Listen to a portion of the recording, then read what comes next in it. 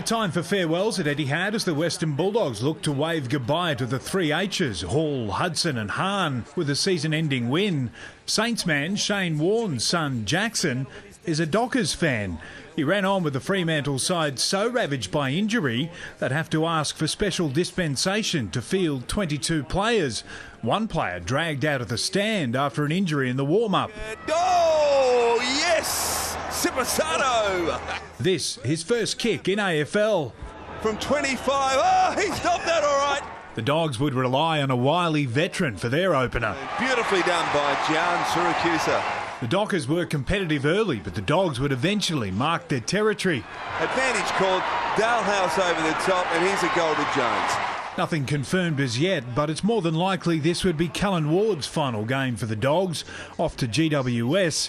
Offline as well, and he wasn't the only one. Now Shammer can run onto this from 30 metres, around Markovic, beautifully done, and he hits the post.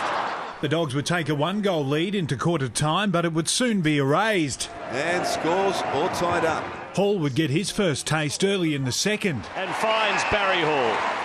In he comes Barry Hall. Oh. Beautiful kick. It's a goal. The Dockers would keep pace with Sandilands and Bradley up forward. Time goes to the big fella, and why not? When you're one-on-one, he gives it off to Bradley. He gets the Joe the Goose goal. But the Dogs would rely on their little men. Tut, clever little kick is touched on the... No, it's a goal. He's going to give it a goal. Sensational stuff. Sandilands up forward was proving difficult to defend against, but it didn't seem to matter. He's got himself into trouble, and it's another stuff up from the Dockers. Oh my goodness, they've had about 5 or 6 gimme goals that they've absolutely butchered.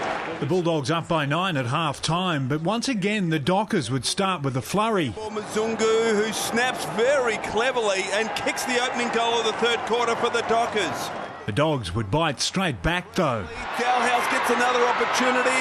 Jones can snap a goal, and he does. Both sides spent much of the third quarter scrapping for possession. The Dogs managing to pick up more of them. Griffin from outside 50 loads up and kicks a beauty. Mark Harvey could be proud of his makeshift lists fight.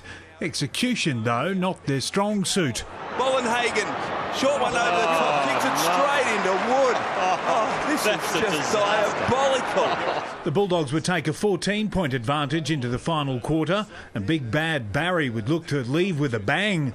Plenty of talk the boxing ring is next. Who knows, maybe wrestling. That's the old-fashioned headlock and pile drive. It would cost the Dogs, with Freo going coast to coast. Then the ultimate insult for Bazza. Oh, what a mark! Silvani takes a hanger! The Dogs would find other ways to score with goals to Vespremi and Griffin, all before Barry's revenge. Silvani goes for another hanger, and this time it's got to be in the back to Hall, and he can have a shot at goal. He'd go on to kick that goal, and moments later, it was back for more. Dalhouse, Hall, here he is, he kicks his third. But it wasn't over there. Barry finishing with a flourish, Hall, drawing a line under a remarkable career. He'll kick for goal number 4 and bring the house down. He runs around, pulls it back and nails it. From one generation to the next, the Bulldogs could now look to the future. Dalhouse for some icing on the Bulldogs' cake. And you can never say Barry Hall didn't have a sense of theatre. A long ball to Barry Hall.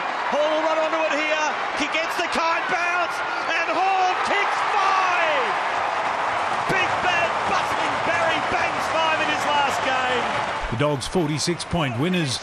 Barry would finish with 5, a career total of 746, 14th on the all-time list. It's all over, yeah. It's, I guess when I announced it, I had a bit of time to process it. But look, it's just great the way it worked out. So thanks to everyone for coming out. David Murdoch, Big Pond Sport.